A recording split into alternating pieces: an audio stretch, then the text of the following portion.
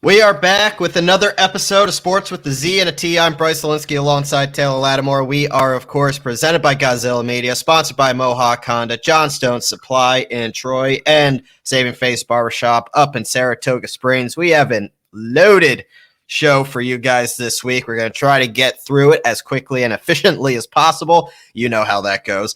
We got college football chaos, probably to the highest level that we have seen yet this year. And then, of course, we're going to tackle the NFL and Week 6 takeaways and how we did with our picks, and obviously break down Week 7, do our fantasy studs and duds. And then I just wanted to do an NBA season preview. That's all I ever wanted. That's all I wanted to do. But, of course, Ben Simmons has to find himself in the news. Again, we will get to that as well, unfortunately. But Taylor, it was another absolutely bonkers week of college football, to say the least. Yep. Some to my pleasure. Well, let's get right. Maybe. Yeah, kind of a little bit. I mean, I take solace in it in a way. Well, it's also the reason. We'll get into it. The biggest news is Iowa falling at home to Purdue. Now, Purdue is not your typical Purdue.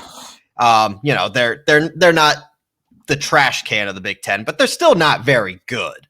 And they got outplayed. Iowa got completely outplayed from start to finish. I watched that game. Purdue dominated and moved on to 24-7 victory, and Iowa falls from 2 to outside of the top 10. We'll obviously get to the new rankings here in a little bit. But obviously, Iowa is going to be the big talking point, and that just threw everybody for an entire loop. That threw up the entire college football playoff picture to date. But it also makes things a little more interesting outside of the top 4. Yeah, it definitely makes it interesting. And what I was going to say is that I think I saw you tweeted that that Penn State, even though they didn't play, they dropped from 6 to 7. They slipped with Michigan. Yeah, I'm in Michigan, and Michigan didn't play either. Like, what the hell? But that's the thing, is the reason that happened probably is because Iowa lost, and then you guys lost to Iowa, and so it's who's Michigan played. What other reason would there be? I don't know. But the AP sucks. I don't know. Well, obviously, but I mean, that's just how it goes. Is that it's a cascading effect. You guys just lost to Iowa, and then Iowa goes out and lays an egg against Purdue, and then it's just how it is. I mean, for Penn State, I don't think you're gonna be able to get back into the top 4 until you, assuming you do, beat Ohio State. And that's 2 weeks down the road. The conversation again. I mean that it all, and James Franklin never ever, unless it's season ending, reveals injuries, which it's a good thing that he hasn't revealed what Clifford has, because that means it's season ending. It doesn't really matter this week. Like, I'm okay if Clifford doesn't play this week, and we'll get to the future games, but they play Illinois this week. Something catastrophic has to happen to play. I mean, Illinois is the trash can of the Big Ten. So something drastic would have to happen at home, homecoming weekend, at Beaver Stadium against the lowly Illinois Fighting Illini for something to happen this week. As long as Clifford gets healthy for Ohio State, I think we're good. By the way, that game is prime time, 7:30 at the Shoe. That's going to be a doozy. And look, Penn State controls their own destiny. I mean, if they go out and beat Ohio State, they're right back in it. But let's get to what actually happened in Week 6 before we start talking about Week 7. And let's talk about Oklahoma, because I mean they've been a big question mark going in. What is Oklahoma going to do with the quarterback position now? Obviously, Caleb Williams came in and looked really good against Texas, and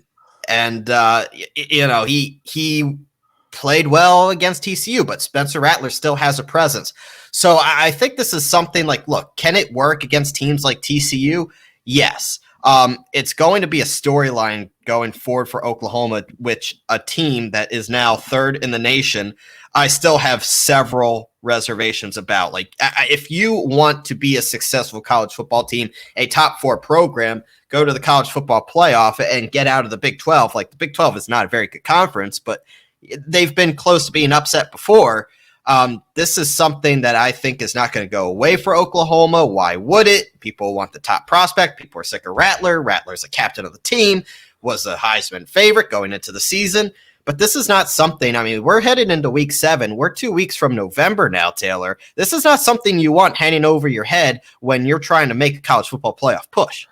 No, but honestly, I really don't know if it. I think at this point, if they're when the times when they're playing Rattler, it's because of like the pedigree and what everyone thought he was going to be heading into the season. But I think everyone can agree that they look way more explosive and much better with Williams under center. I mean, the guy showed it all. He had 5 touchdowns, 4 throwing, 1 rushing. You can't get much better than that. And I know it was against TCU, so I mean, take it with a grain of salt. But TCU is not the worst team in the world. And so, yeah, I just think that Williams is the guy, and the sooner they just give the reins to him full time, which I mean, they basically have. I mean, for all intents and purposes, they have done that. Rattler comes in here and there, but I think you'll see less and less of Rattler as the year goes on, and more important stretches, they're going to just stick with Williams because they look better with Williams, and they look like a team that can stay in the top 4, especially since they don't have a real test. Even maybe if the biggest test will be the conference championship. Yeah, they'll probably find themselves against Texas or Oklahoma State in the Big 12 championship, which I mean, it's not very resume building. I mean, look, you're going to get a Big 12 championship. Congratulations. But I mean, neither of those two. Oklahoma State's still undefeated. They're still playing. I mean, they're playing well, but this Oklahoma, they're one of those. Oklahoma State's one of those programs. Like, look, until they play somebody, don't talk to me about them because they haven't played anybody. Well, Oklahoma does play Baylor, who's ranked 20 right now, but they play Oklahoma State last game of the season, so that'll be a big game for them towards the end there, and then whoever they place in the conference championship, and then we'll see. But I mean, I don't know if they're going to lose. That's what I'm saying. Probably the most controversial, and I don't know if controversial for why they're at number 2, but how realistic are they to be the number 2 team in the nation is more the controversial part, and that would be Cincinnati. They are 6-0. They are number 2 in the nation, but you kind of look at the teams behind them, right? Like Georgia's number 1, and then like you have Cincinnati at 2, and then you have Oklahoma at 3, Bama at 4, Ohio, and then the Big Ten Blue Bloods come 5, 6, 7 is Ohio State, Michigan, and Penn State respectively. Then we have Oklahoma State, as you mentioned. Michigan State comes in at 9, and then Oregon at 10. Like, one of those teams does not belong, and I don't think there's a team in that top 10. Maybe Oklahoma State would be an underdog, but I don't think any of those other teams in the top 10 would be an underdog against Cincinnati. And here we are talking about Cincinnati.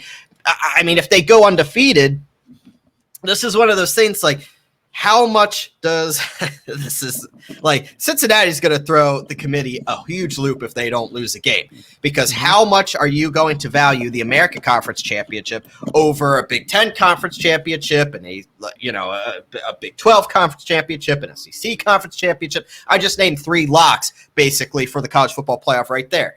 So, I mean, obviously a second team in the SEC would either be Bama or Georgia. A second team in the Big Ten would probably consist of Penn State, Ohio State, Michigan, or Iowa, whichever of those teams does not win the Big Ten, or Michigan State. Mm-hmm. You look at the Big 12, and Oklahoma's still there. Oklahoma State's still there. But yet we still have to talk about this Cincinnati team, and I think everybody just wants this team to lose because you know what's going to happen when they go to the college football playoff. And this is where the conversation of college football playoff expansion comes in. You get the 5 power conferences, no question, they're in. And then you bring the 3 best at-large teams in, and you don't have this conversation anymore. But Can you sit there and look, you play who's on the schedule. I get that. However, it's Cincinnati. You also make the schedules. Yeah, you also make the schedule. And your most serious test is going to turn out to be SMU, which is November 20th. Like, beating Notre Dame isn't as sexy as it already looks. I mean, you smack Temple and UCF by a combined 108-24.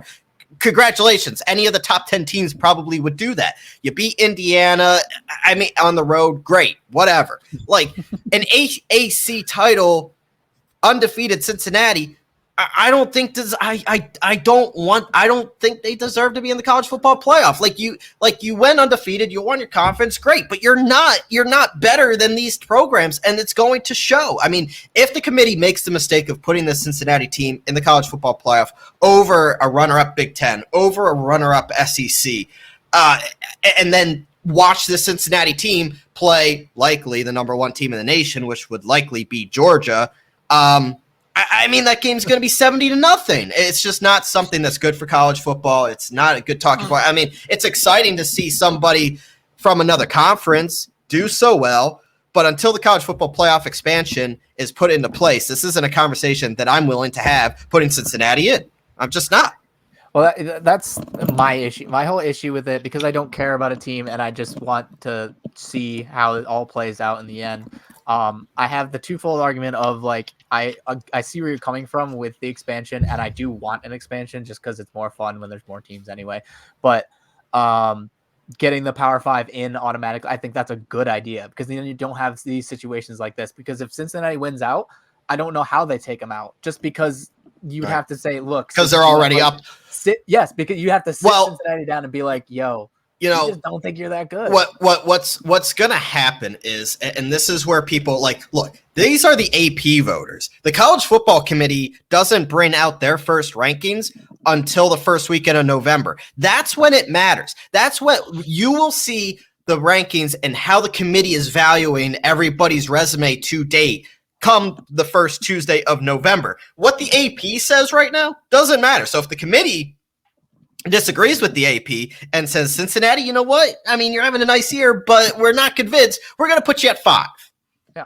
That's that. I mean, I could see that happening as well. And in my opinion, probably will happen if a Penn State or Ohio State, like the winner of Penn State, Ohio State is going into the first weekend of the college football rankings with that win. They're going to be up there. Who knows what happens? I mean, if Bama and Georgia don't lose, they'll be up there. Oklahoma, they'll be up there. Like, I just don't see where Cincinnati can have that argument when you have 4 teams that I just rattled off between Ohio State or Penn State, whoever wins that game, Alabama and Georgia, Oklahoma. Where does Cincinnati fit? They don't. Yeah, exactly. If I look at these rankings right now, then yeah, I'm like, Georgia's definitely in. I cannot see any situation, even if they lose. I think Georgia's just been that good that I think they've almost locked their spot up already. And then there's the other, like Alabama's always going to be there. Like, as long as they don't lose again, they're going to be one of the top teams. And I would think that they're probably going to make it. If they lose again, obviously they're out. But but then see, so like, I understand where you're coming from with having those 5, like expansion to have the 5. But then what I look at it is just like, at the end of the day, who do I look at and think that can actually win like the whole thing? And I go, it's like Georgia, Alabama, and then I don't even know if anyone else has a chance, especially with the way Georgia's playing. So then, yeah, like Cincinnati might get in there eventually, but then they're just going to lose immediately. But the only other way that Cincinnati goes down, unless the committee just does what you said, and you think they're going to do, where they're just like, sorry, like you're just not as good as these other teams, is if the one opponent that is really the high point on their resume, Notre Dame, if they fall even farther, then yeah, that would be the other reason you'd take them down. But even then, it's like, okay, well, they still beat them and they still haven't lost to anyone else. They play SMU, but we don't really think that that's much of a real test. So yeah, it's tough, and I'm going to be glued to that screen on that first list from the committee, because it's going to be interesting how they play out. Yeah, so this week's games are not very exciting. We actually don't have a ranked versus ranked matchup for the first time all year. So I'm just going to rattle off these games really quickly. You have Wednesday, the day our show airs, Coastal Carolina plays Appalachian State. And then Thursday, you have SMU, who we've talked about, face Tulane. Saturday, Penn State plays Illinois. They are 23.5-point favorites. It's Penn State's homecoming. Illinois is 2-5. They're just not very good, so I don't think it'll matter if they want to give Clifford that extra week. I think this would be a good week to do it. However, on another side of it, I'd like to see if Clifford can get back into the offense to kind of get into a rhythm for Ohio State. So I mean, it's kind of twofold there for me. And number 2, Cincinnati heads to Navy. They are 27.5-point favorites against a 1-5 team there. Oklahoma plays Kansas, and Kansas has been just the joke of the Big 12 for a decade plus now. They are 38.5-point favorites heading into Kansas down in Lawrence. Michigan hosts Northwestern. They are big favorites there. Wake Forest, the ACC team that snuck by Gaza Syracuse, they are leading the pack of that conference. We're still waiting for them to stumble. They take on the 4-2 Army Golden Knights. Wisconsin faces Purdue, who is now 25th in the nation after their upset against Iowa. Oklahoma State takes on Iowa State at Iowa State, and I'm telling you right now, Oklahoma State is on upset alert for that one. Keep an eye on that. Oregon heads to UCLA. Another game. Keep an eye on that. Oregon could stumble there. Look, the Pac-12, Taylor, I mean, the Pac-12 looks horrible. Oregon very, very, very narrowly snuck by a really bad Cal team last week, and they did not look good, 24-17. Ole Miss and the, for now, Ed Ogeron-led LSU Tigers, they are unfortunately not going to be led by Eddie O anymore. After this year, they will be needing a new head coach. Pitt takes on Clemson at 3:30. And then you have Bama taking on Tennessee.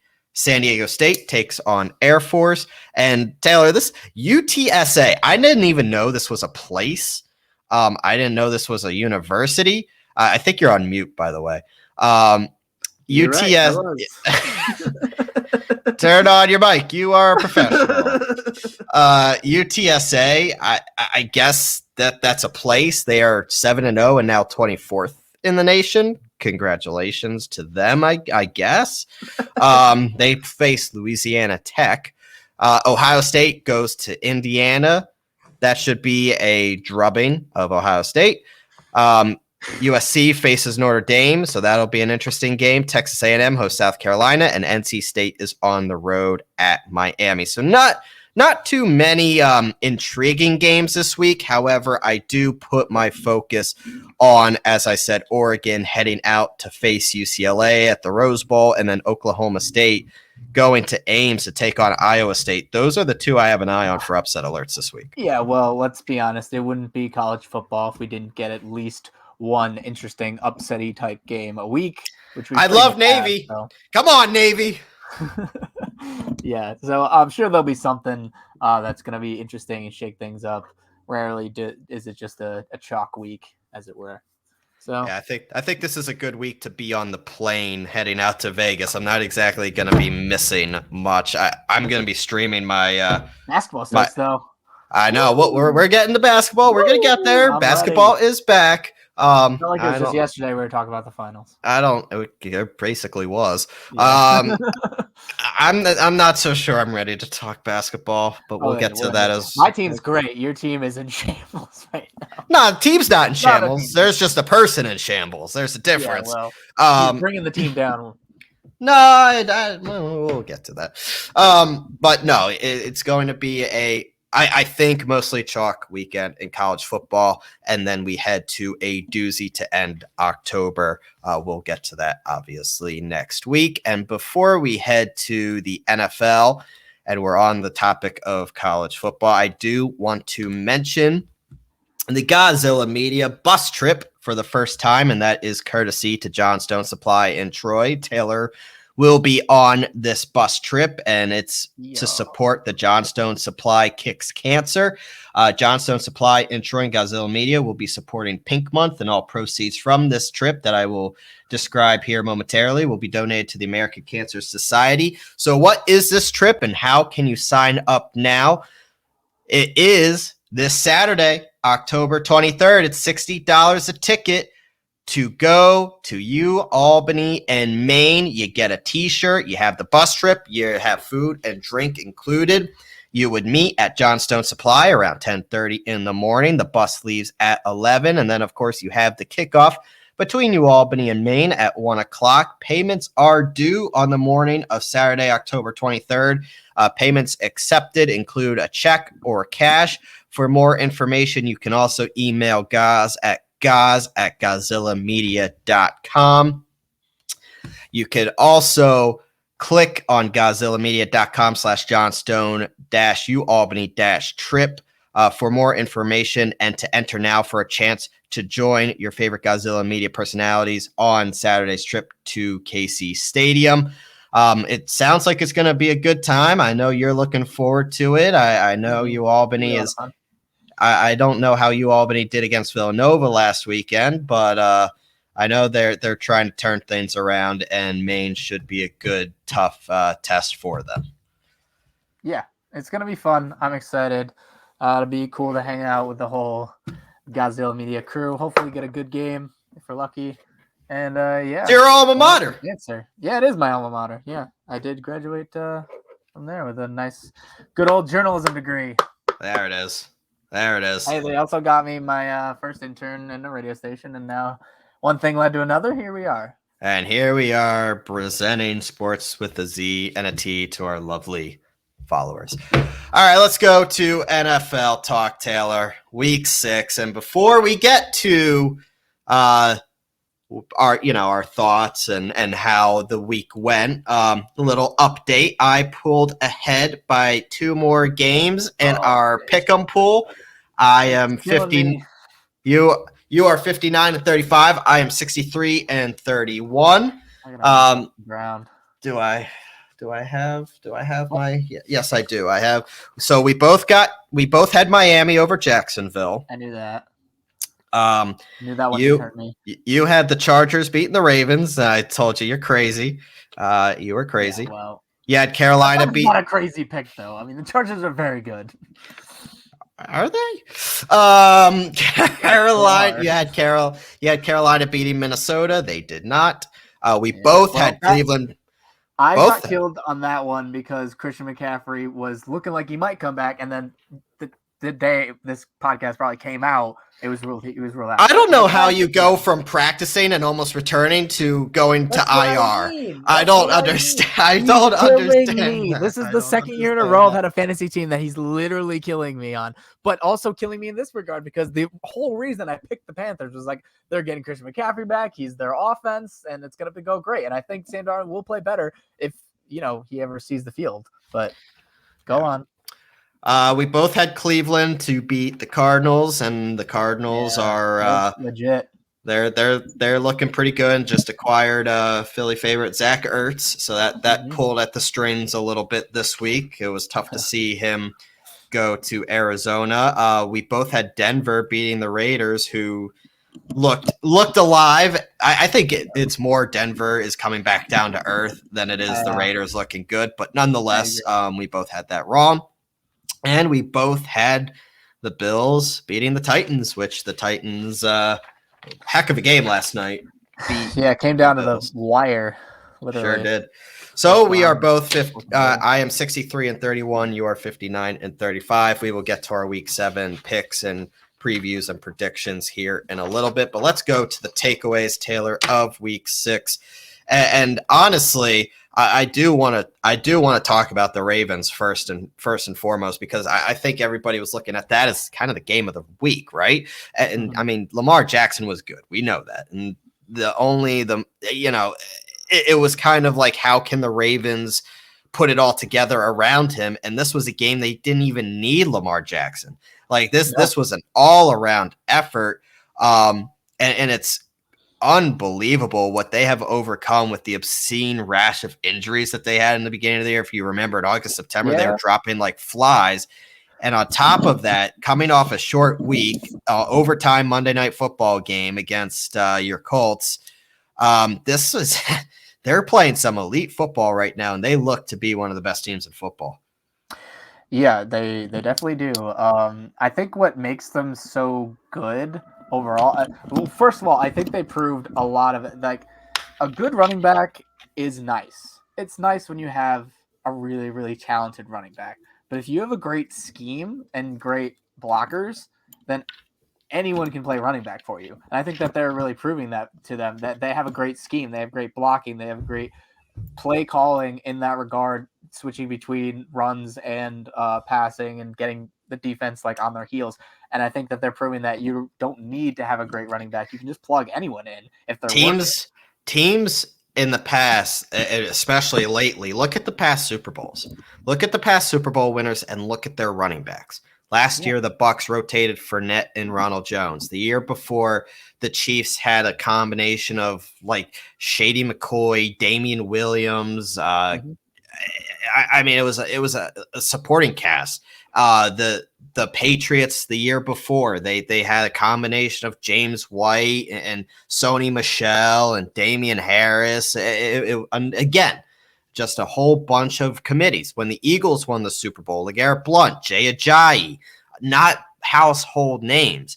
Yeah, I mean, you build the talent around you, and you have 2-3 different style running backs, and that's as good as having another one. That's why you look at teams like the Giants spending a number 2. As much as I love Saquon Barkley to death, obviously because he's a Penn Stater, but I mean that's why when the Giants take your number 2 overall pick, when you have so many other needs like quarterback for say, I mean, God forbid you address the most important position in all sports, but then go ahead and draft a running back number 2 overall. It's just the talent's great, but that's just not where the game is right now. And to your point, the Ravens are proving it once again this year. You see it in other places too, though. Like you look at Carolina and how Chuba Hubbard has just come in and like filled the.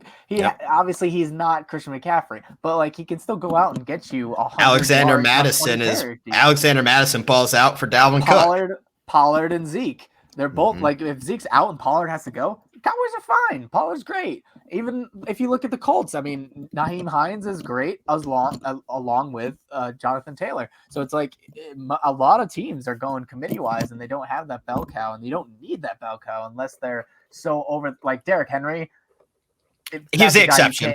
He's the exception. You can't replace him. I mean, Christian McCaffrey's good, but it seems like Derrick Henry, like you can't replace it. He is just on another level of beast. We saw that in the game on Monday.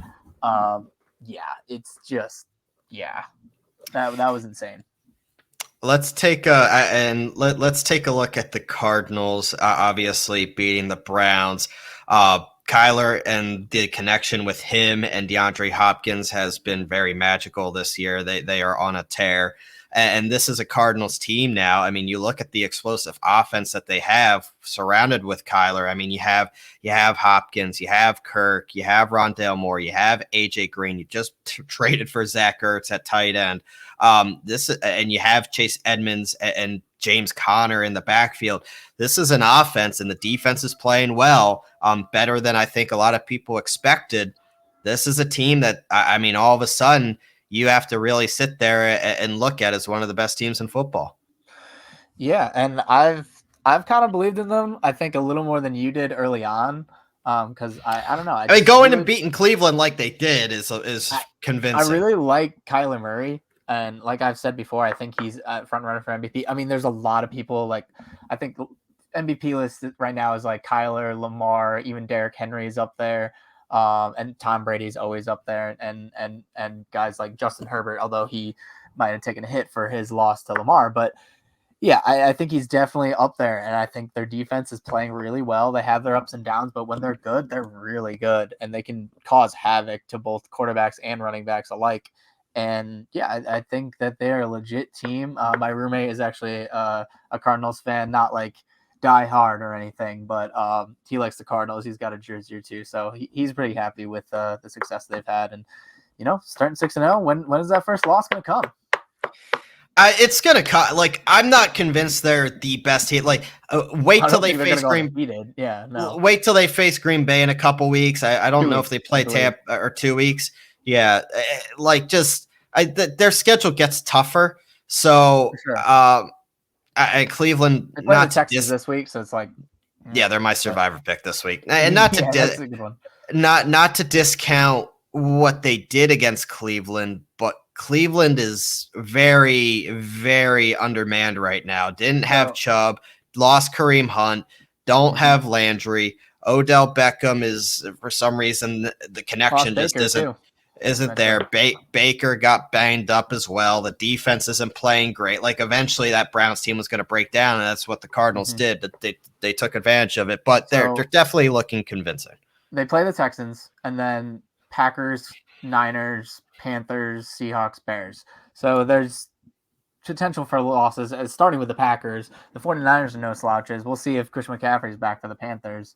And then eventually they play the Rams and the Cowboys, and they play my Colts actually later on in the year. The Chiefs, they didn't look great, but they turned the corner against Washington. I eventually flipped it around. It took them a little while, but they ended up handedly beating the Washington football team. The Rams absolutely obliterated the Giants. Mm-hmm. The Bengals look good. I get it. It's Detroit. Detroit's the only team that hasn't won a game now. Congratulations, Jacksonville. But other than that, I mean, it really was try. I mean, the Cowboys did enough to beat a not very good Patriots team. Like, everybody's saying, wow, the Cowboys did everything they could to lose and still won. That's not a compliment to Dallas. I mean, they look beatable. I'm sorry. I'm not buying Dallas as a Super Bowl contender.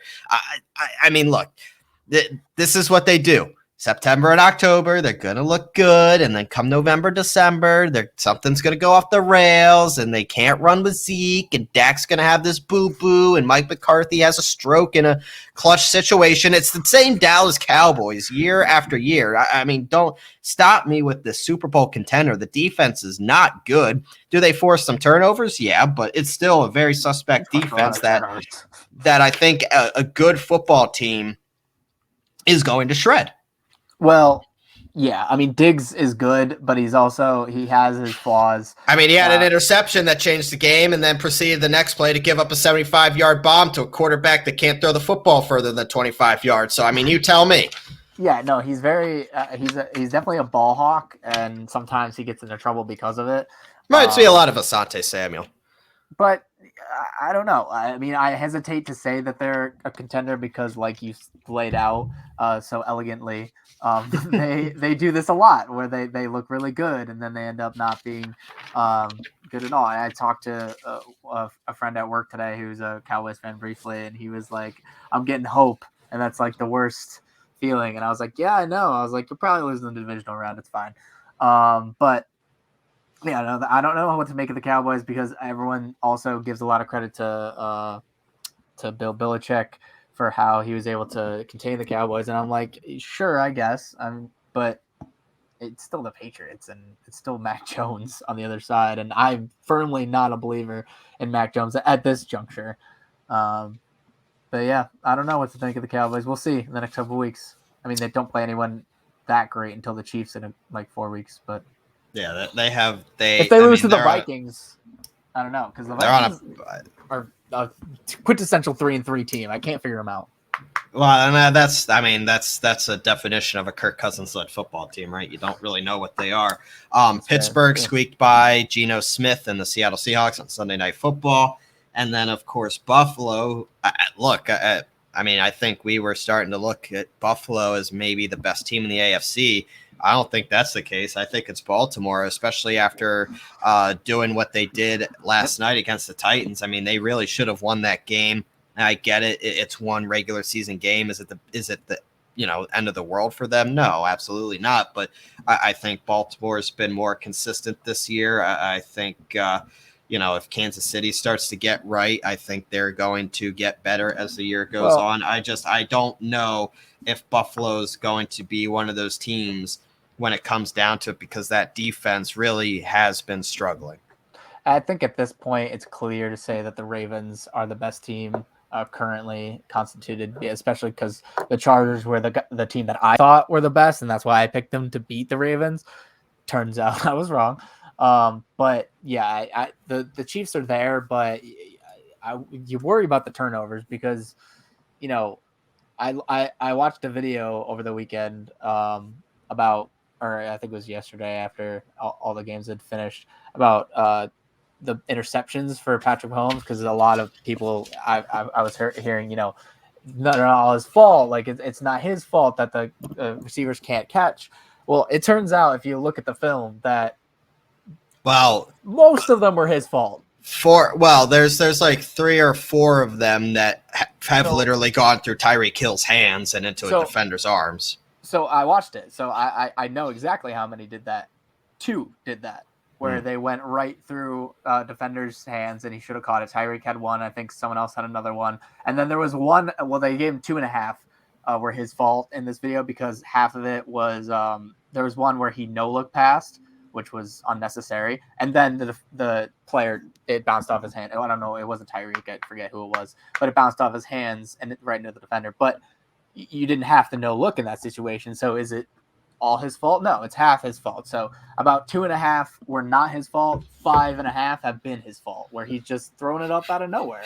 And he has to fix that, or else the Chiefs aren't going to be that competitive when it comes down to it. All right, let's go to our Week 7 preview and Just want to mention prediction. that the Colts had a great game. Yes, the Colts beat the Texans. Congratulations. I mean, hey, what do you want? They were supposed to do. You're right. Carson Wentz played all the snaps. Yep. Good job. Good job, That's Indy. The Eagles look when we start pulling up those wins, and then your pick will go down, and I can laugh at you. Eagles looked, competitive. I mean, it was a close game. Just Nick Sirianni needs to run the football more than once in a half. That's all I'm going to say on that. I'm going to stroke out tomorrow on Made for Philly, so I'll save it for them. Let's go to Jonathan Taylor only got 2 carries in the first half. I thought that was very, very, very weird for the Colts. But that's an anomaly. This has been commonplace for the Eagles. It is an anomaly, but do you know? They haven't been running him a lot in the first half. Do you know who leads the entire NFL this season in yards per carry? Miles Sanders. Run the goddamn ball. Well, it's easy to do on a small sample size. Run the football. Jesus. I told you. That's why I picked him as my my dud. Oh, yeah, no, it's still a very good rush defense. Even if they had a run, they would have probably failed. They better. I'm going out to Vegas to see them this weekend. They better do more than one. Let's go to Week 7, and that leads us off with the Thursday night football game this week, and that would be the ever quickly falling Denver Broncos. They head to Cleveland, who is again a undermanned Browns team. We don't know. They expect Chubb to play, but they're not sure yet. I thought he'd been ruled out as of today. Is Chubb officially out now? I believe so. I saw it on Twitter somewhere. Okay, so let's assume this Browns team. Or no, it was fantasy. They were telling you there was an alert, and they were like, pick up the backup because Chubb's out and Kareem Hunt's on IR. So if we nonetheless, Kareem Hunt's out for a couple of weeks. Chubb is still trying to get back.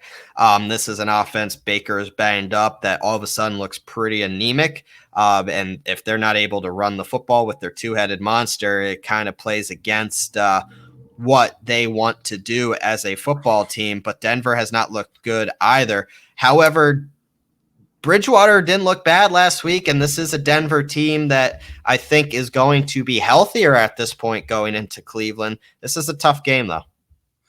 Yeah, it's certainly a tough game, but for me, I'm going to have to go Broncos in this one, just because short week for starters, because they're playing on Thursday, obviously. Baker's already banged up, and their 2 starting running backs are out. I know we just talked about how running backs are replaceable, but at a certain point, when you lose your backup and your starter and your backup, and you're going to third string, it can get a bit dicey. Given all that and the fact that Baker may not even play, especially because it's on a short week, they're going to have a rough time even if Baker does play, I think. So even though the Broncos are struggling, I'm going Broncos. Yeah, I'm going Broncos too, and you kind of laid out the reasons why I was going to go with Denver as well. They're more of a team at this point coming off a short week. They have more of their pieces in place to kind of put a competent game plan together. I just think it's a bad timing for this Browns team. Let's head to the first game of the Sunday slate. No London game this week. Thank God. Carolina and Sam Darnold. Sam Darnold returns to MetLife, Taylor, but not to play the Jets, to play the Giants. The Giants may very well be the worst team in football. I think they are. They just look completely lost. I don't think Daniel Jones had any business being on a football field last week. I don't even know if he still knows where he is. The players are quitting on Judge. Fans are leaving at halftime. And Carolina's kind of a team licking their wounds a little bit. Started off hot and now have lost 3 straight. They are 3-3. This is a Carolina Panthers team that, they don't have McCaffrey. They haven't been the same without McCaffrey. But Darnold has not looked great. They need to get DJ Moore rolling again. Giants are perfect remedies for such things. I'm going with the Panthers, and not sure it's going to be too close either. Yeah, this is a tougher one than most, I think, because these two teams are not playing very well at this point in time, especially with. I mean, Giants are really banged up too. I mean, Kenny Galladay questionable, Darius Slayton questionable, Kadarius Toney doubtful, which sucks because Tony is going to miss significant time according to the latest reports. Which really sucks because even in the short time that he was in the game last week, he had like 3 catches for like 40 yards. So he was on his way to having a great game because I do think he's going to be big for the Giants, but if he's not playing, obviously can't do that. I think Panthers come out with this one just because the Giants are so bad and the Panthers do need a turnaround game because they've been on the slide lately. So I picked the Panthers the last 3 weeks, I think, and they've screwed me twice. So let's go Panthers again. Let's do it again. Let's keep picking them this time so I won't get burned if they lose. Yeah, I'll say I'm picking Carolina too. I mean, the Giants are horrible. So I have a hard time seeing that Carolina's going to lose this week. I don't know if I'll ever pick them again. No. If they lose this week, I lose all faith in them. Let's go to Chris McCaffrey is not there. They need him back so badly. Yes, they do. Let's go to an AFC. Let's go to an AFC East division rivalry. That would be the New York Jets heading to Foxborough to take on the Patriots. Neither of these teams I like at all. However, the Patriots have at least looked competent and actually like an NFL football team at times. So I'm going to give Bill Belichick the benefit of the doubt, and the fact they played Dallas pretty tough last week, and it is in Foxborough against the Jets, who don't even know how to football right now. I mean, they did get their first win a couple weeks ago, but they just lost to the Falcons out in London. I'm going Pats. Well, let's remind everyone what happened not a couple of weeks ago when these teams played each other for the first time, which is weird that it's happening so close together, but I mean, it happens. Zach Wilson threw 4 interceptions. He couldn't stop throwing the ball to the other team. It seemed his first throw of the game, and it seemed like every throw after that was an interception. Bill knows how to defend rookie quarterbacks. Yeah, especially Jets rookie quarterbacks. It seems especially bad. But yeah, so I'm gonna go with the Pats. So you're saying the Pats? I don't think that Zach Wilson will be able to do much against this defense and Bill Belichick, just like last time. Let's go to an intriguing game and one that I think is going to be closer because of some of the circumstances surrounding one of the teams. That would be the Chiefs heading to Tennessee, coming out of a big win on Monday Night Football against the Bills. The Chiefs still trying to get right, really. They haven't looked right. They did beat Washington, didn't look great doing it. However, this is a Chiefs team heading to Tennessee, trying to build some momentum. I mean, the Chiefs are the Chiefs. We both have them as our Super Bowl champions this year, which is kind of like, I mean, look, Tennessee has looked good as well. However, they are struggling offensively with some injuries. Who knows if Taylor Lewin is going to play? Who knows if Julio is going to play? He pulled up again last night with another hamstring injury. How is A.J. Brown going to be? I mean, obviously you have Derrick Henry. We all know this. But this is a Tennessee team that's banged up, and the Chiefs trying to prove a point. Yeah, this one's tough for me. Chiefs getting 5.5 on the road. Wow. They are definitely favored. I think I'll go with the Chiefs. I've picked them every week too, I think, but it's so hard to pick against them. And like I could definitely see the Titans going off and Derrick Henry going for like close to 200 yards and a couple of TDs. But the Chiefs at some point, if I want to be a legitimate threat to actually go back to the Super Bowl and win it again, they have to turn it around. They have to look really good for a string of games. And I think they start it here and they show everyone that they're back. I'm going too bad. Yeah. I'm going with Kansas City as well. I look, they're my Super Bowl favorite. I think the potential is still there, and they do have Patrick Mahomes. I got to go with them in this one. And if Tennessee was fully healthy, I think it'd be a tougher decision for me to make. However, that isn't the case. And I think Kansas City and Patrick Mahomes will do it. Let's go to Washington, heading out to Lambeau to take on the Packers. I mean, look, Washington has not looked good all year. Green Bay, outside of week 1, has looked like the best team in the NFC. So I don't really need to put much input in on this. Aaron Rodgers is a bad man. The Packers are going to steamroll Washington and improve to 6-1.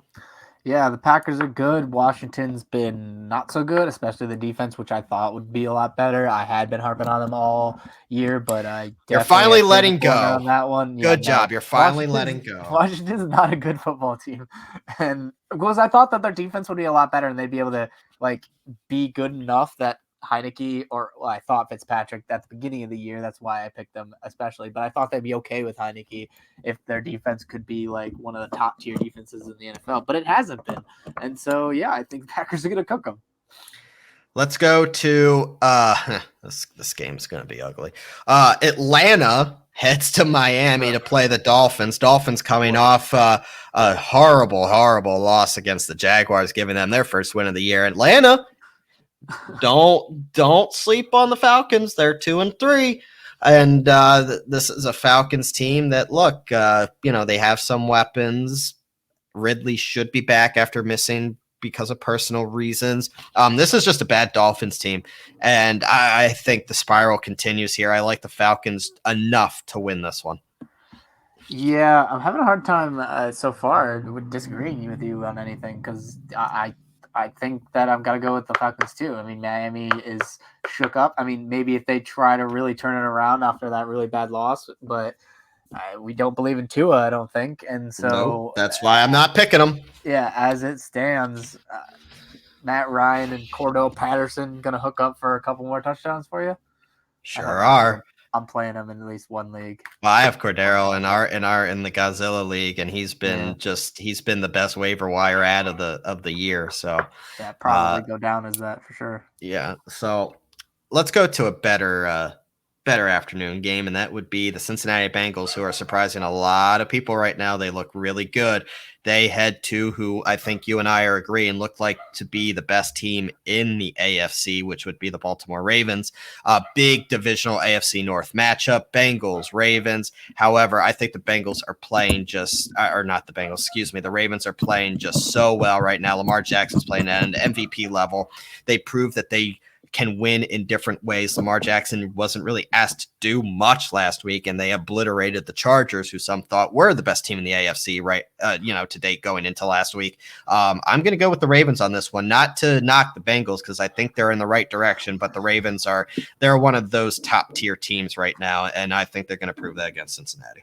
Yeah, the Bengals are having a great season so far, and they really look like they might be trying to make a push for one of those wild card spots, and I think they definitely could do it. They're surprising. Definitely me. I thought they'd be okay, but I didn't think that they'd be this good. They're really legit. But the Ravens just look on another level right now. And the twofold way that they can attack you, where if you take the Colts strategy, which was just shut down the run, sell out for the run, then Lamar and the passing game can pick you apart. Plus Lamar running the ball himself. And then if you button it up I think they played last week, the Chargers, but they did not stop the run, and so then 3 rushing touchdowns from their running backs, and so the ways that they can beat you are just so many different ways. So yeah, I think the Ravens are on a roll right now, and they will take it.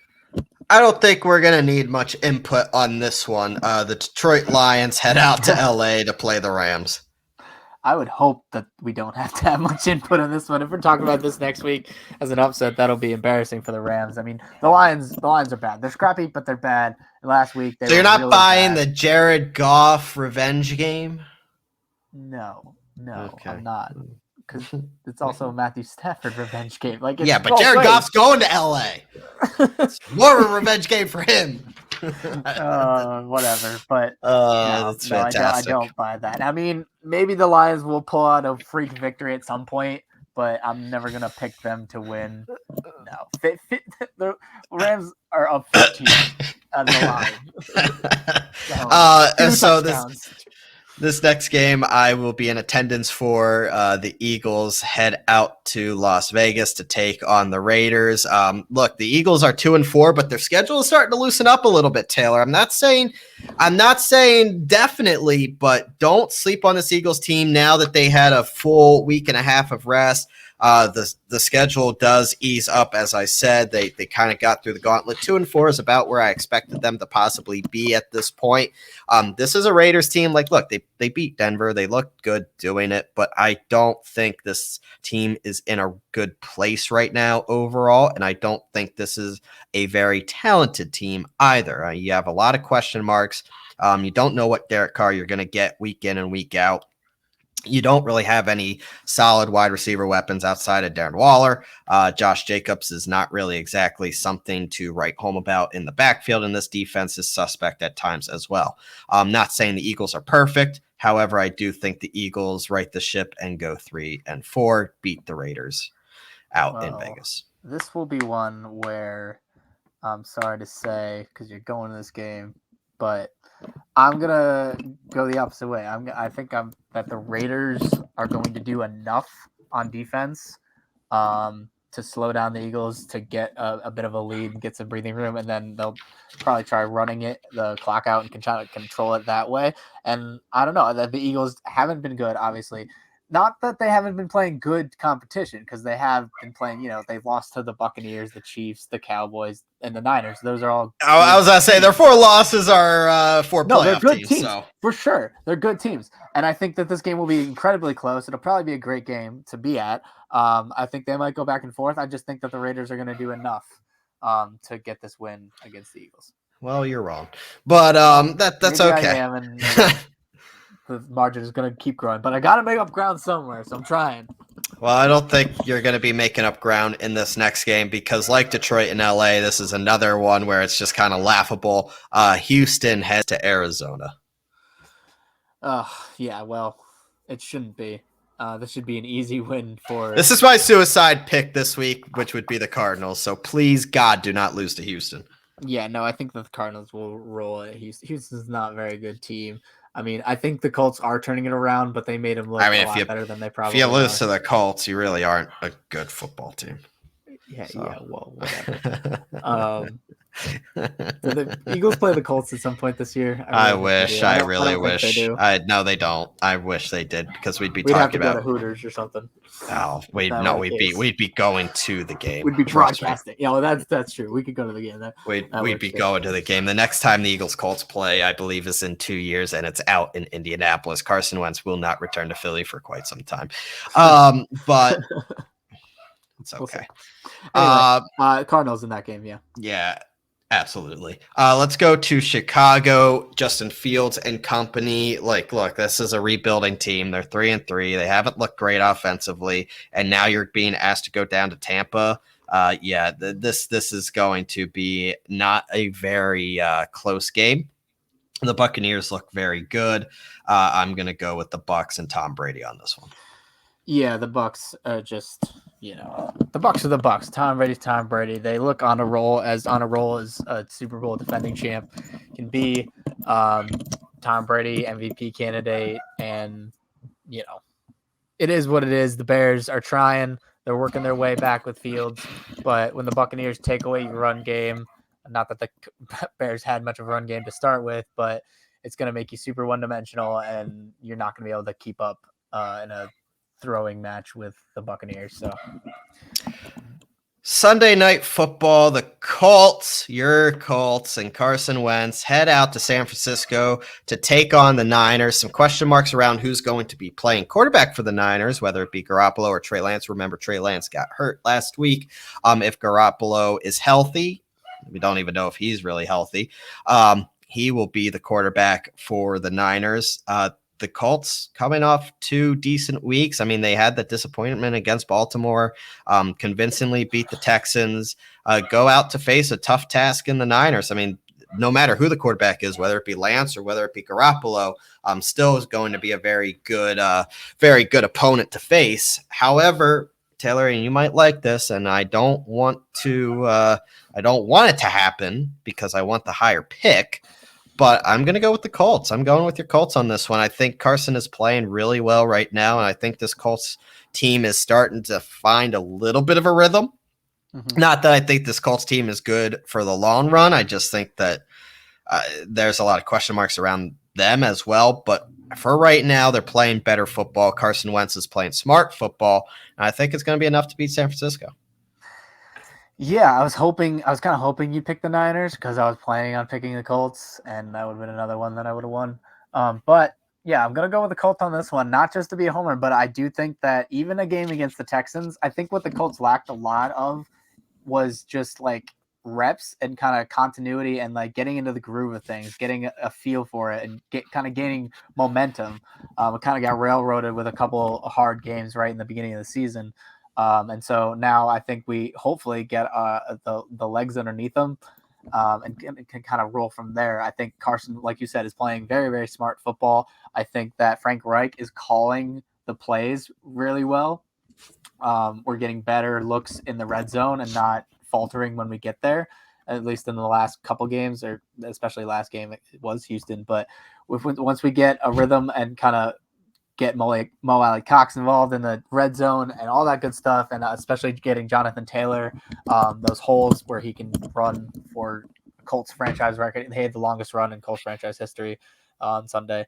But yeah, I think Colts do enough to stop the Niners and win this game.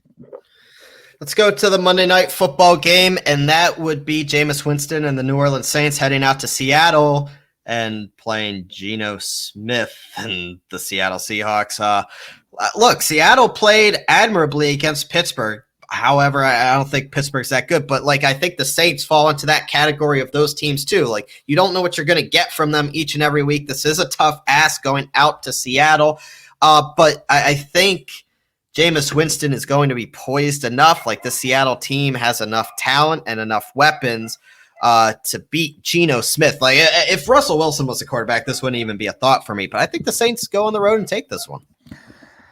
Yeah. I mean, I have a hard time picking any team where Geno Smith is that. Yeah. So with that being said, I'm definitely leaning towards Saints. So I think I'll go Saints in that one because I mean, Geno is Geno, and he's his backup quarterback for a reason. He's not Russell Wilson, and he just doesn't have that feel for the offense like Russell does, and so it's going to be hard, and especially because I think the Saints, like you said, have enough weapons, have Kamara and Jameis can do enough and not make rookie mistakes. Then yeah, he'll win the game. We differ on one, Taylor, and that would be the Eagles game. You suck. I was really hoping that you'd pick the Niners so that we would be differing on our favorite team. No, that was one of the tougher opponents this week, or games, I should say, to pick. And I don't know. The Colts look the way they played against Baltimore and the way they convincingly beat Houston and the question marks surrounding the quarterback position right now with San Francisco, it just didn't feel right to me. So that's where I went with Indy. When you look at the Baltimore game, even though it was a loss, give it a loss, and the defense played bad in the second half, there was a lot to build on. And so I count that in the games for the momentum build that it's been from there, and then getting Houston, which is nice. A really good thing to get everyone's confidence up, and then I think they're just going to keep rolling and do enough. I'm not saying they're going to blow them out, but I think they can beat them. Whatever helps you sleep at night. Let's go to, before we get to our fantasy studs and duds, I do want to mention our friends at Mohawk Honda. Right now, the current supply and demand challenges within the auto industry makes this truly a perfect time for you to get top dollar for your vehicle. And right now at Mohawk Honda, you can take advantage of that Kelly Blue Book instant cash offer. They will put cash in your hand for your vehicle the same day you come in, even if you don't buy from them that day, which is a pretty sweet deal, especially for those recent college grads or students in need of a new ride or some extra cash. I certainly know how that feels. Taylor, I know, feels the same way. Mohawk Honda has consistently kept their lot fully stocked with hundreds of pre-owned vehicles, and their large inventory makes shopping fun as you browse through the many makes and models to choose from. And you can also go out and go online, check their full selection there. If you can't make it in that day or want to prepare yourself or do some research before you head into Mohawk Honda, that's the perfect option for you. Go and stop in, though, and say hi to Greg Johnson, the assistant general manager there, or even Jake Hot Sauce Doyle, Louis the VIP Man Morales, or one of the many other helpful sales consultants there at Mohawk Honda. There is a vast selection of Honda certified pre-owned vehicles, so now is certainly the time to take advantage of that Kelley Blue Book instant cash offer that I mentioned just a little bit ago. Mohawk Honda in Glenville, where they always go out of their way to please you. And Taylor, I know that I was pretty pleased with my fantasy picks last week. And our duds were certainly duds as well. Let's go to our fantasy studs and duds for week 7. Who is going to help you if you're looking for, a DFS play, or who possibly in your lineups is going to lock in that win for you in week 7? You're muted. Jesus, Taylor. Turn on your mic. I'm sorry, you loser. And I didn't want to burp into everyone's ears. I was trying to be more professional. I just forgot. You're not being professional by leaving your mic off. Yeah, but it would have been worse if I had not muted myself and just burped while you were doing that read. I don't think Mohawk Honda would appreciate that. Good call. Yeah, exactly. So, fantasy studs and duds. So, for me, you're not going to like this, is what I tried to say when I was muted. My fantasy stud for this weekend is going to be Josh Jacobs. Why? Because the Eagles haven't been great against the rush the last couple of games. I mean, in the last 4 games, they've given up an average of 94 rush yards, and they've given up 4 rushing touchdowns in that span.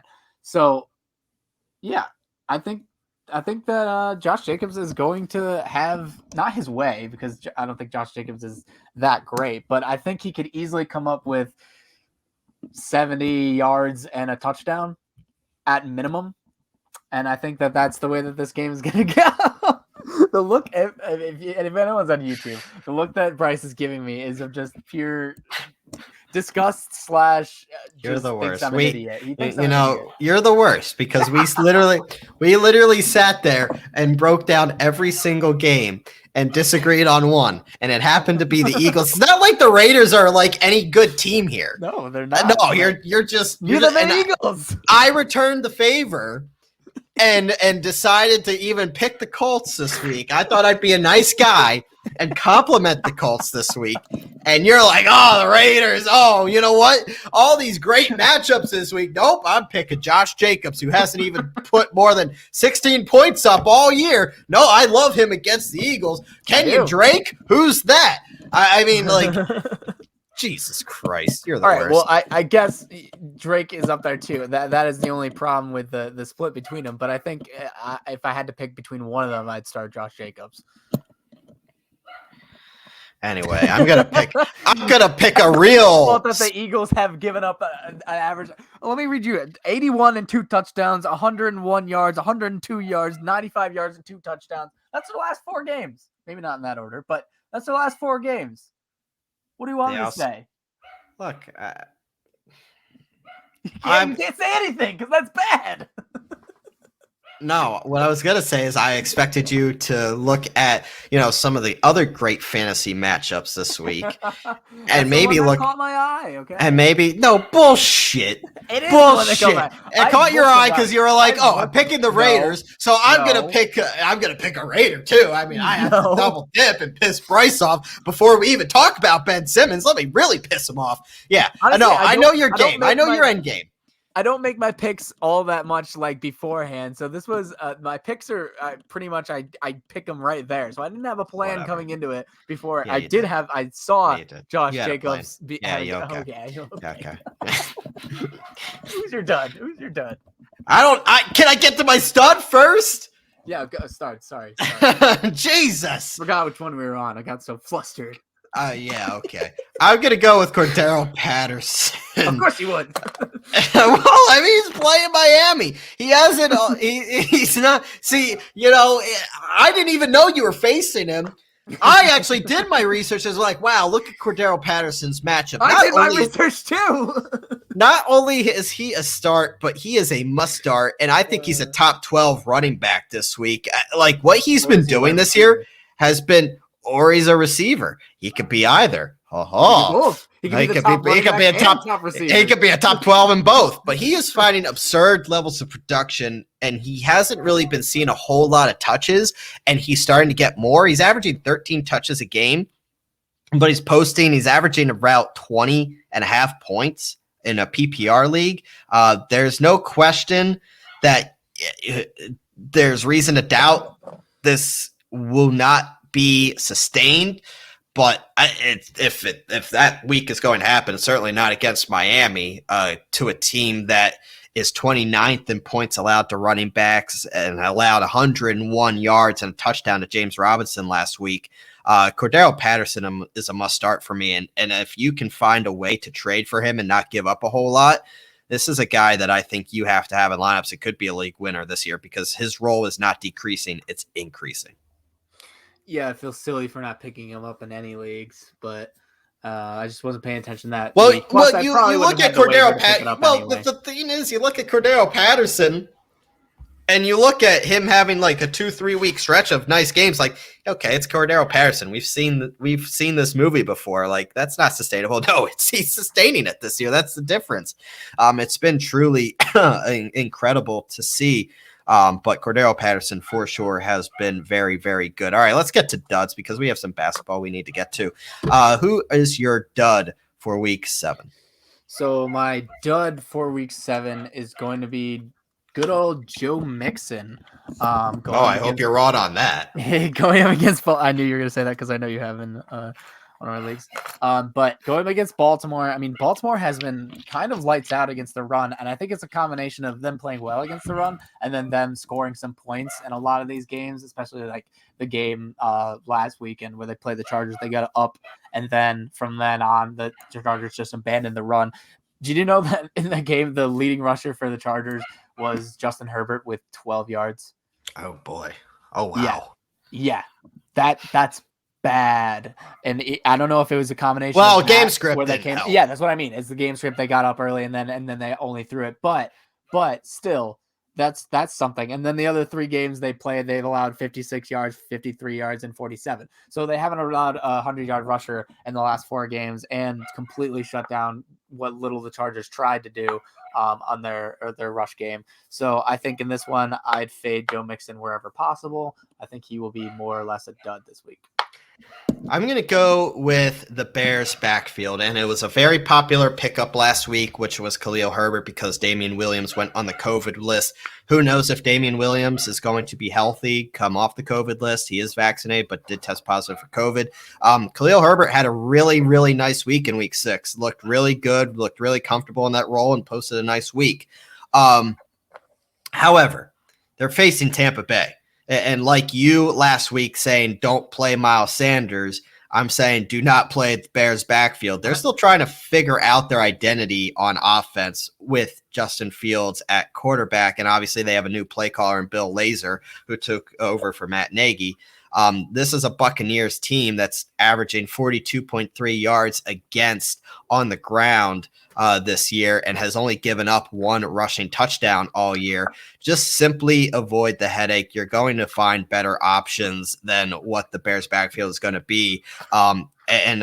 Look, Herbert was a good piece. Damian Williams was very good the week he had control of the lion's share of touches, but avoid it against the Buccaneers at all costs. Yeah, I think the Buccaneers are just the team, like, it's just perennially, like, always, the running back that's facing them is going to be a dud that week. I mean, I read, I think last week, if you want to go back to that episode and listen to when I read off how the top rushing teams, and I think still Sony Michel is the top rusher against them. I have to look at the Eagles and how much they were able. I mean, we know that they didn't rush, but maybe not. Sanders did. I think, enough to overtake Sony Michel as the number 1 rusher against the Buccaneers defense. You know, he had a good fourth quarters. Yeah. Miles had a good fourth quarter, but he didn't. He didn't. Sony Michel still is top because he had 67 yards. Miles Sanders had 56. Yeah, while Daryl so Henderson. until that changes, I would never. Daryl Henderson is a against top. the Rams Daryl Henderson's a top 15 running back in all fantasy football, and yet somebody thought Sony Michel was worth Darren Waller in our league. That droid's looking worse and worse by the week. I mean, it's going to be a terrible trade. It's always going to be. There's never a time, even if Sony Michel were to go off at the end of the year, I guess maybe if he won him his playoff matchup and Waller, it would be a Henderson injury that would cause it, but I mean, Michel. When Daryl Henderson was down, Michel wasn't doing a whole lot. His best game, I think, is against the Bucs, which is just an aberration at best. Yeah, I think he rattled off one big run, which helped him get to that point. Before we get to the in the game, but still, yeah. Before we get to the NBA, because we are running out of time, but we do have some topics to discuss. I want to mention our friends up at Saving Face Barbershop in Saratoga Springs. I got a fresh haircut last Friday, looking good for Vegas. You should go there as well. Go see it. You got an appointment coming up? Not yet, but I will, because I'm getting a little long. Yeah, go and check out Jeremiah and the guys up there. It's a great atmosphere. They have a bunch of TVs. They got some of their fall and winter hair products in if you want to check out some of the gels, if that's the way you style. I put gel in my hair. That's the only reason I know that. But you can book your appointment online at savingfacebarbershop.com, or you could give them a call. Their phone number is on that website. You have multiple options to choose from. You could even get an at-home service. I don't recommend it because of the awesome atmosphere there, but you could get close face shaves, 30-minute haircuts. They have veteran discounts as well, youth discounts, senior citizen discounts. So definitely go and check it out. If you're a frequent flyer there, do mention Sports with a Z and a T when you go in, or if you're brand new, say you heard about them from Sports with a Z and a T, and Jeremiah will be sure to make sure you have a good time there as well, and make sure you're satisfied with the way you look before you leave. Let's go to the NBA.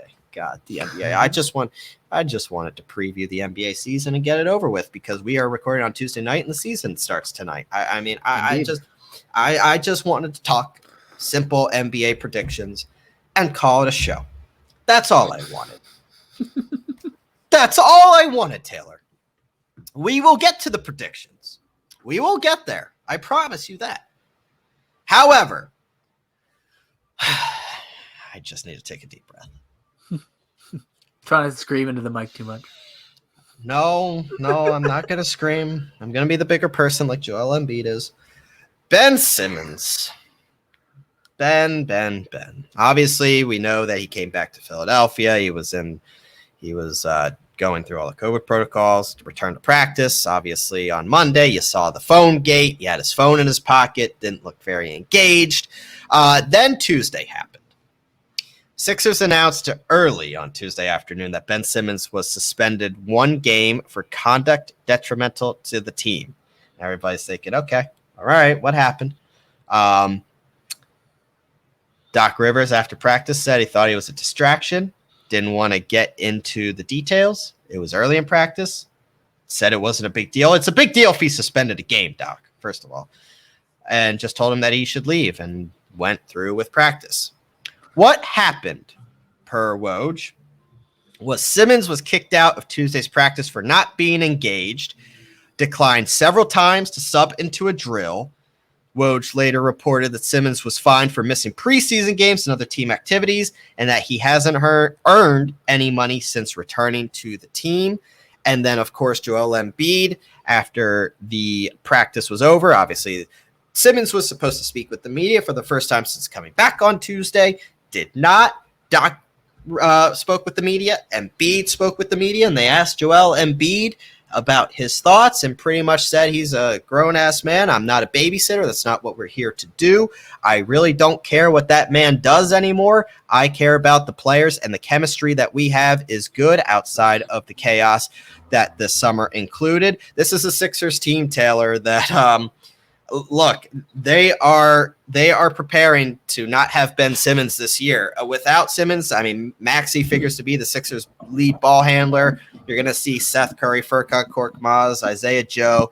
They're going to be sprinkled in as well. Shake Milton once he gets back from the right ankle sprain.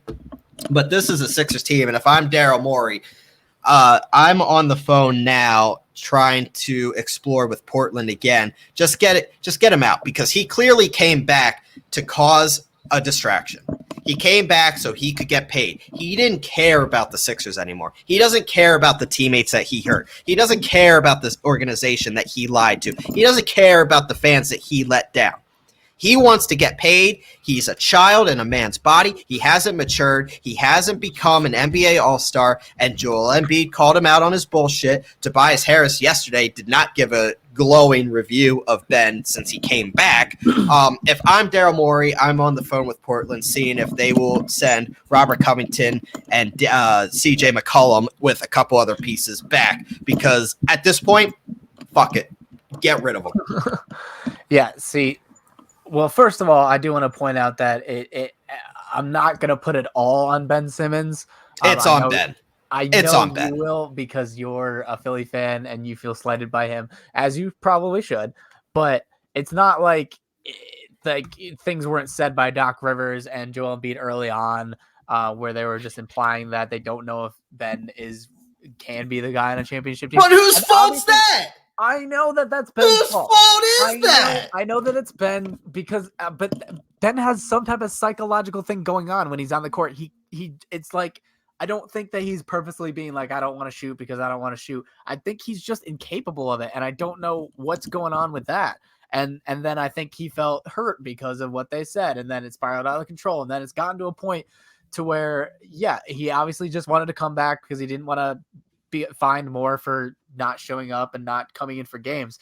But the thing is, like we talked about, I think last week or the week before when we were talking about this, is the Sixers didn't blink, and they didn't just give him up for nothing.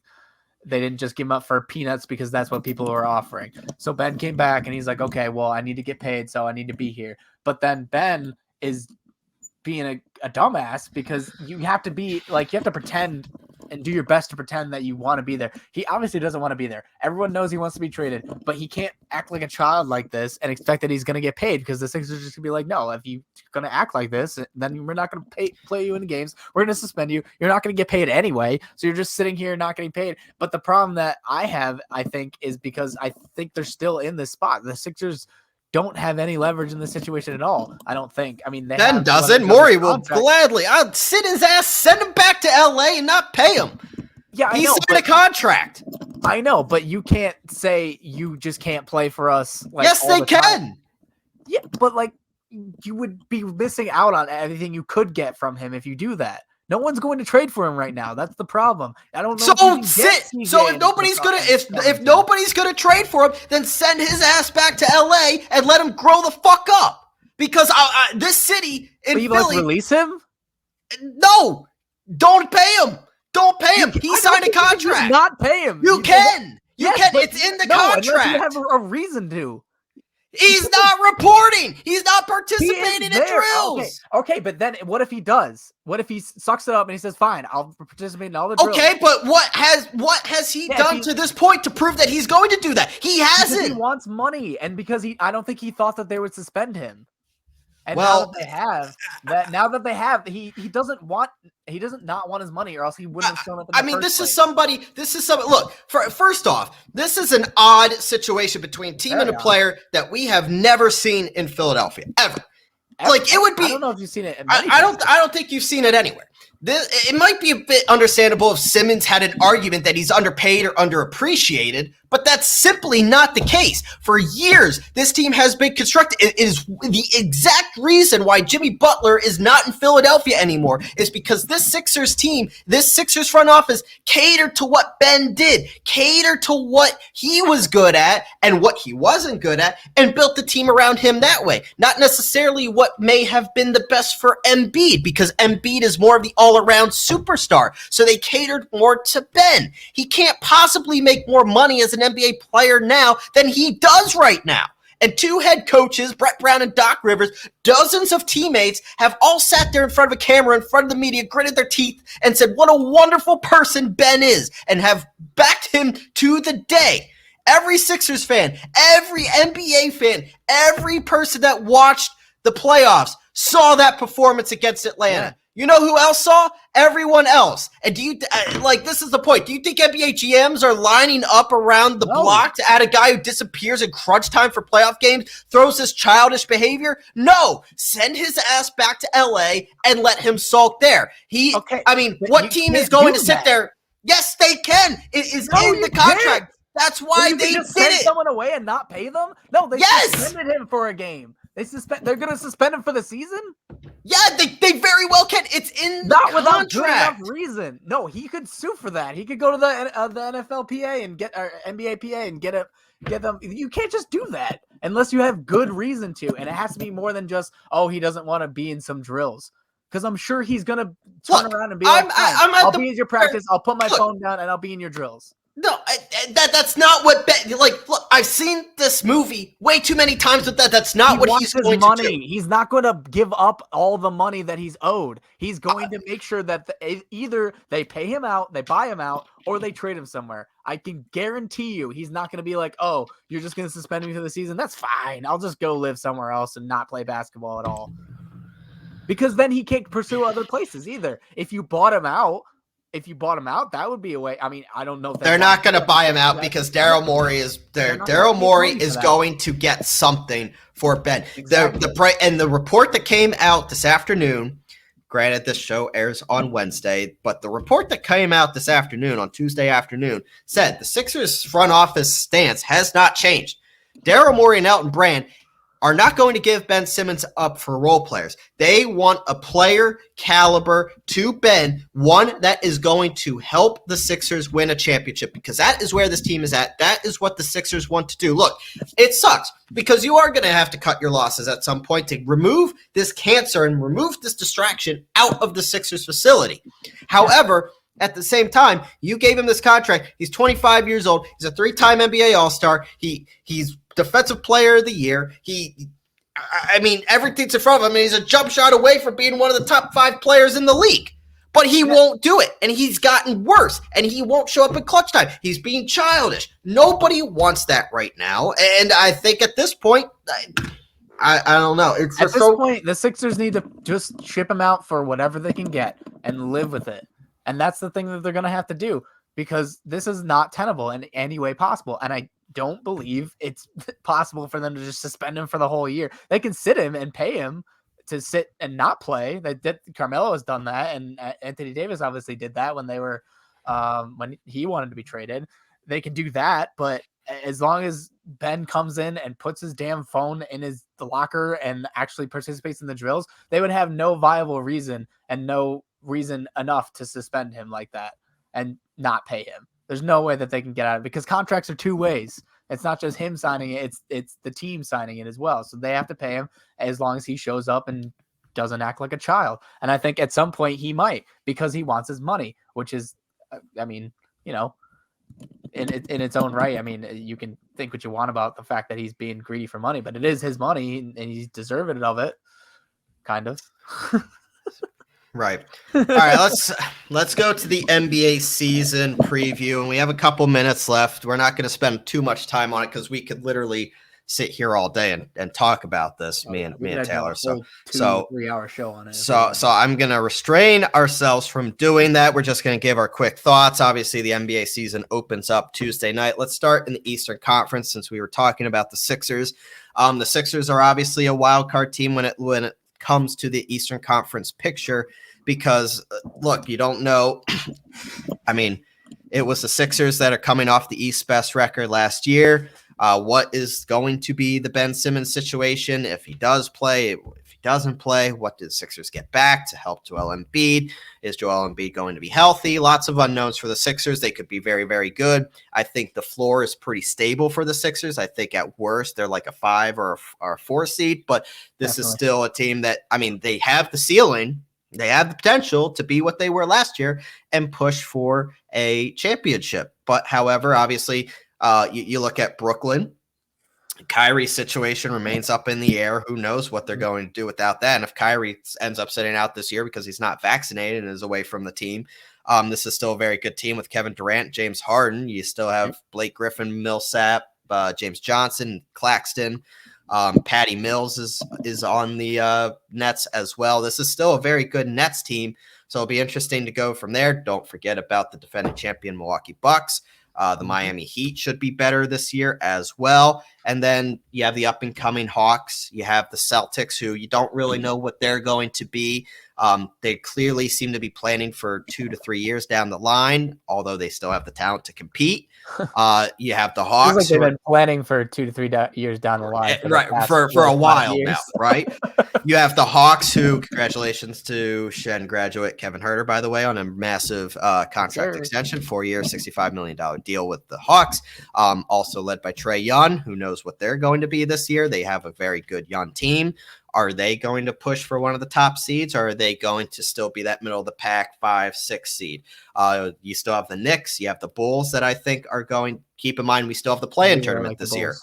You have a play-in tournament this year, so you have the Pacers, Knicks, Bulls, Raptors, teams that could be in that mix. This Eastern Conference is really intriguing, though. Yeah, I think it's really intriguing. I think it's mostly wide open. I think ultimately at the end of the year, we're going to be looking at either the Bucks or the Nets with the top spot. When you look at the Nets, obviously they'll be missing Kyrie Irving, but this makes them like less of a super duper duper team to like it's still a super team because they have 2 of the top 5 players arguably in the league. I think it's inarguable that Durant is in the top 5, but Harden, some people have him outside the top 5. I think I'd put him up there. So 2 top 5 players, and then Milwaukee Bucks. I mean, they're just got to do what they did last year, and I don't think they'll be any worse or not marginally worse. Nothing really has changed for them. They still have their top guys, still have their coach, still just won a championship. So yeah, I'm sure that Milwaukee will be up there, probably with the number 1 seed. And then I look at teams like Miami, Boston, Atlanta, and the Sixers. They're all in that next tier where I don't really know exactly where they're going to fall. I tend to think that the Sixers will fall down towards 4 or 5, but I do think you're right that the floor is there, that they won't fall out because they still haven't beaten. Embiid is amazing, and the pieces around him are good enough to get them there. Oh yeah, you still have Tobias Harris, Seth Curry. Yeah, exactly. I mean, the team's good. Simmons doesn't raise the ceiling all that much. I mean, he rose it. You would have thought to contending for a championship level, and I don't know if the Sixers are there right now. They need to trade him and try to see where the pieces lie, but I do think they have that floor. And then I do like Chicago a lot. Chicago intrigues me a lot this year. Yeah, because their additions, Lonzo Ball, he looks great surrounded by Zach LaVine and Vucevic even is a really good player. So I do really like Chicago and the things they did in the offseason. So I think they could easily be in contention for like the 5, 6, even maybe the 4 if they push it. And then obviously my Miami Heat, I like them a lot. And then I really don't. There's teams that I don't know, like the Knicks. Are they going to be the Knicks? They didn't get better. They didn't get better. Exactly. So are they going to be the Knicks in the playoffs, or are they going to be the Knicks of the regular season and come out and win another 40 games?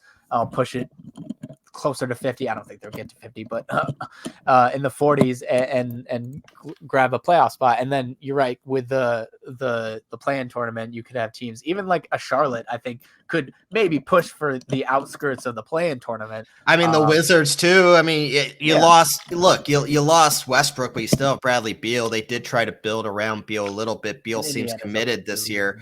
Indiana's going to be better. I think Detroit's probably going to be the bottom for me. Detroit's going to be horrible. They're going to be horrendous. They're going to be bad. Cleveland, I don't think is going to be very good. No. Maybe they could push for the back end of the play-in tournament, but I don't. I doubt it. Really being that strong, and Orlando's also not very good at all.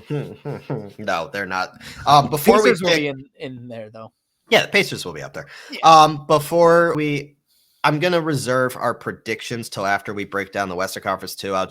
We'll do NBA Finals and NBA Champion. That's what we'll do. And just because we have so much time, we're going to have so much time to talk basketball throughout the winter. This is just a quick little ode to the opener of the season. So let's go to the Western Conference real quick. And I wish we had more time, but it's football season. Yeah. Let's go to the Western Conference. The Lakers obviously retooled. We obviously know what they did this offseason, right? Bringing in Russell Westbrook and LeBron James obviously still there. Anthony Davis. This is a team that is going to be a lot of people's pick to win it this year, or at least win the Western Conference. And then, of course, you have the defending Western Conference champion Phoenix Suns. You have the Utah Jazz as well with the Denver Nuggets. You got the Clippers. Like the Hawks in the Eastern Conference, though, the Suns are receiving the most, like, was that real skepticism? Like, we want to see it again. Can Chris Paul stay healthy? Can Devin Booker leap from all-star to all-NBA performer type? What's going to happen with DeAndre Ayton? Obviously, they didn't. Playing for a contract. Yeah, he's playing for a contract now. Can Michael Bridges, who did get paid, emerge as a more consistent contributor for them? What's JaVale McGee going to be for them off the bench? The wild card team that I really want to throw out there are the Warriors. This isn't a team with a massive ceiling, but you know what the talent is on there, right? Like, could they emerge as a legitimate contender to win the West? Absolutely. But that's kind of riding on the health of Klay Thompson. Hasn't played in 2 full seasons, recovering from a torn Achilles and a torn ACL. But I mean, look, Steph Curry is Steph Curry, and this is a Warriors team that's still very talented. What are the New Orleans Pelicans going to do this year? I think all eyes, though, are really going to be on this Lakers team, which is a resounding duh. But all eyes are on what the Lakers could be now. Obviously, with LeBron, Melo, Westbrook, AD, I mean, not that Melo is going to be a huge contributor, but they appear to be the team that everybody wants to talk about winning. I mean, I talked about earlier in the summer, I didn't exactly understand the fit. I didn't like the fit for Russell Westbrook. I don't think it's going to work long term. However, they are, as of now, the favorite to win the West. Don't forget about the Nuggets. I haven't mentioned the Nuggets yet. Jamal Murray, if he bounces back from a torn ACL, could he make Denver the most complete team? Some people think that they could. They were very good last year. And when Jamal Murray went down, they still kind of held water for the most part, but that was a big blow for them. Don't forget about the Clippers as well. This is a deep Western Conference this year, Taylor. Yeah, it's a very deep Western Conference. When I look at the top, you obviously see the Lakers there, but like you mentioned, it's hard to really say how they're going to do. If anyone can figure out how to make Russell Westbrook work in this kind of situation, I would think it would be LeBron James. So you give them the benefit of the doubt there. I don't think they'll end up with the number 1 seed. I've seen people say that they will, and I just don't see it. Even if they did have success, I think that there's just going to be times where LeBron has to take a rest, or Anthony Davis is going to miss time because he always does. And then you got a bunch of other aging veterans, so you don't really know how Melo or Russell Westbrook will. I mean, Russell Westbrook usually holds up pretty well, but how he will play if he is missing, say, LeBron James. Is he going to be super turnover happy with the ball in his hands so much? How is that all going to play out? So I don't think that they'll end up being number 1, but I could definitely see 2, 3, 4, even 4. I don't think they'll be worried about their seed so much because I think LeBron, with a very healthy team, he believes he can beat any team. He doesn't really care where he is specifically. And then I do like Golden State because, I mean, Steph Curry is Steph Curry. He's going to do Steph Curry things. He's going to will this team to a lot of wins. And then if Klay Thompson can come back, at least his skill set is not really hindered as much by missing time, I don't think. I mean, you don't lose your shooting stroke because you're missing time. So it's not really an athleticism thing. It's not like he's a high flyer. So I think once he comes back, he may take a few games to warm up, but I think eventually he'll still be the Klay Thompson shooting self that he is. And so I do think that this team can really make a push, especially when Thompson comes back and he's fully healthy. The Clippers are up there, but without Kawhi for probably all year, I would think, dealing with his knee issue.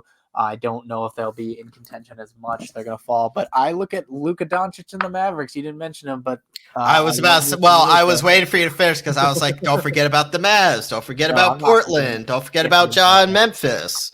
Utah.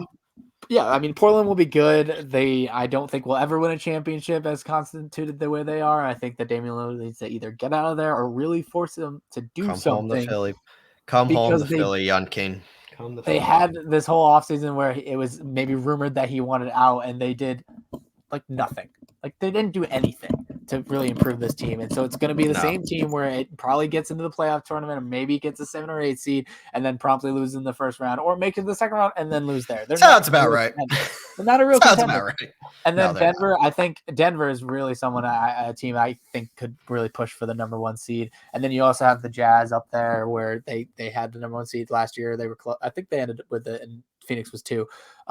But yeah, so if they're going to be in the mix too. If I had to pick one, I think Denver honestly will get that number 1 seed. I do like Jamal Murray a lot, and the team was good without him. So with him coming back, I think they're only going to be better. Michael Porter Jr. is getting better, and Jokic is the reigning MVP right now. So that's how I look at it. And the bottom, obviously, you're going to have OKC, and I think Houston will be better than the very bottom, but I don't. Maybe the outskirts of the play-in tournament, and Sacramento will be down there, and Memphis will also probably be in the play-in tournament as well. All right, let's go to our predictions. Eastern Conference champion and Western Conference champion, including your NBA title champion. Want me to go first? Go for it. Eastern Conference, I lean to the Nets, because with a full season, if they are healthy, even without Kyrie Irving, like I said, 2 top 5 players. I mean, James Harden and Kevin Durant. And then without James Harden, well, I shouldn't say without James Harden. He was there, but he was on one leg and hobbled. And without Kyrie Irving, Kevin Durant was less than an inch away from beating the defending champs and going to the NBA Finals last year. So I think that this year they get it done. Kevin Durant is amazing. I think he's the best player in the NBA right now. I like LeBron a lot, but I think age is catching up to him a little bit, and Kevin Durant might be a tad above him. But we'll see, because in the Western Conference, if they're all healthy, I still have a problem betting against LeBron not making a finals. Or making a finals. I think he will. I think he just wills them there with Anthony Davis if they're all healthy. And the problem is I don't know if they'll be healthy, but I don't believe in Phoenix. At least I don't believe that they can repeat what they did last year. Utah, I think, breaks down in the playoffs as well. I like Luka in Dallas, but unless Kristaps Porzingis can start playing like the superstar he used to be, or close star that he used to be, I don't see that they have enough the way they are right now. And Denver is good, but when you get into the playoffs and you're facing LeBron James and Anthony Davis, regardless of whether they're using Russell Westbrook appropriately, I think that the Lakers end up in the finals, and I think I'm gonna pick the Nets to win it, because I just think that's too much. Like, Kevin Durant and James Harden are just gonna be too good. If they're both healthy, I don't know how you stop that offense, really. I'm gonna sound like a cop-out, but I mean, that's the exact thing that I had, and as much as it hates me, because I want to see the Sixers do this. I want to see Ben get traded for somebody that's really going to help the Sixers team surround the talent with Embiid and watch the Sixers team. I'd love it if David Lillard went there, just because. Oh my God! Portland. If Dame goes to Philly at some point, I'm gonna be the most annoying person on the face of this planet, and deservedly so.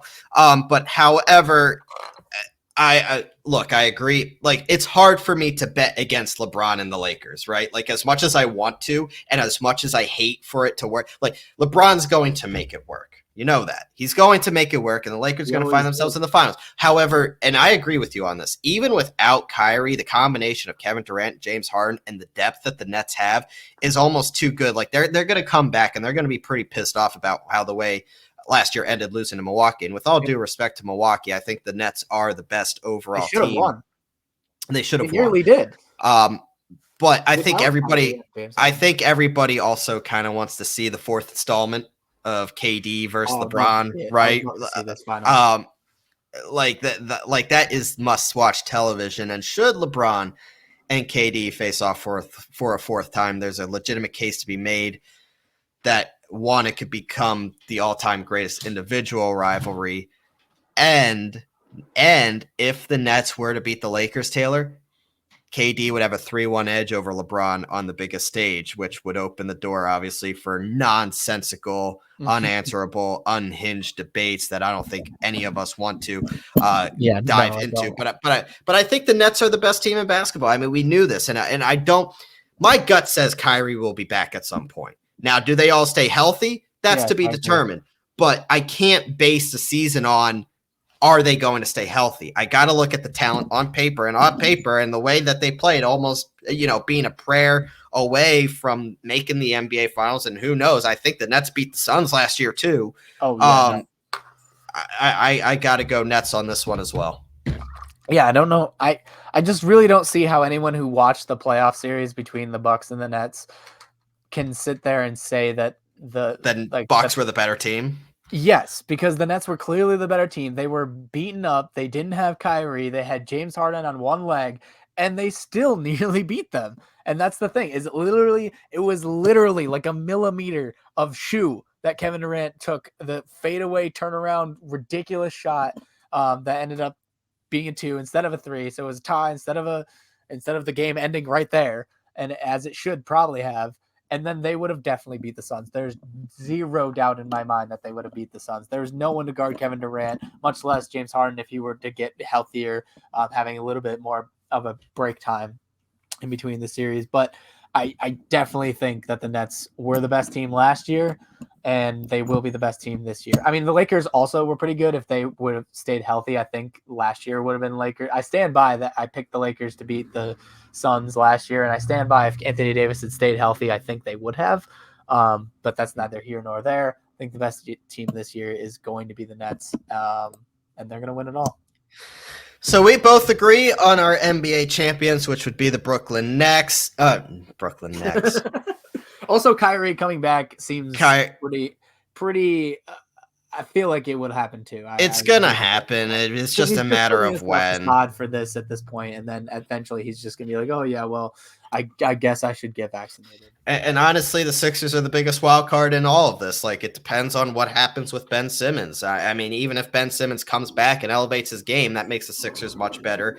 If the Sixers get a good return, that would make them much better. So that's an interesting side piece to it. But the NBA is back, and Taylor, as of now, all 4 major sports in the United States are playing. That would be the NFL, MLB, NBA, and NHL. Some good MLB playoff games for sure. Like Boston's going to make it's looking like Boston, Atlanta, according to of recording time. I mean, yes. Atlanta's up 2-0. LA's been down, but they can come back. They can definitely be the team that comes. Oh yeah, I'm still going with the Dodgers. Yeah, we were right, by the way, predicting that the Dodgers would come back, and the Red Sox would win that series. So yep. I think right now, Dodgers Red Sox would be my pick for the World Series. And then obviously if the Dodgers get into the World Series, they're going to win it. But I think it's been very good. The Red Sox really put a hurt on the Astros on Monday. I still want to say that the Dodgers will win, but also it's Braves look good. Braves look good. Also, it's looking hard. I mean, overall, the whole thing.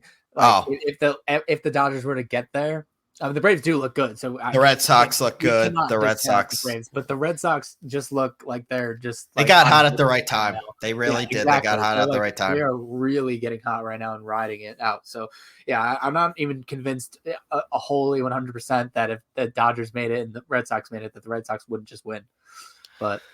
And just like that, Taylor, an hour 45 in, we tackled a lot. We tackled your college football. We went through NFL Week 6, NFL Week 7 picks and predictions, fantasy studs and duds. We looked at Ben Simmons. We looked at the NBA. And we even were able to throw in some MLB playoffs. So we appreciate everyone tuning into this episode. Next week is kind of up in the air a little bit. Either Taylor will be driving the show with maybe a guest appearance or by himself, or we will be dropping it later in the week because I will not be coming back from Vegas until very late on Tuesday night. And that is what guess later in the week. We haven't totally discussed it. Yeah, we haven't finished it off the details yet. And you guys will get it on Thursday.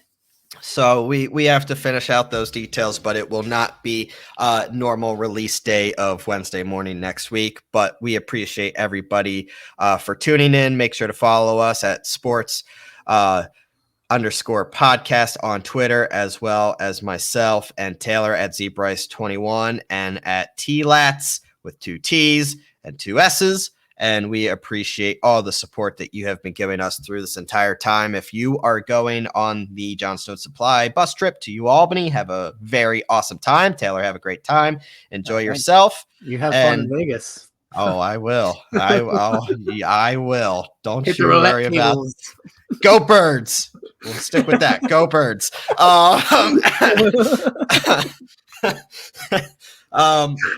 But everybody stay safe out there. Have a good weekend. Enjoy all the sports, and we will catch you next week. For Bryce, I am Taylor. This was Sportz with a Z and T.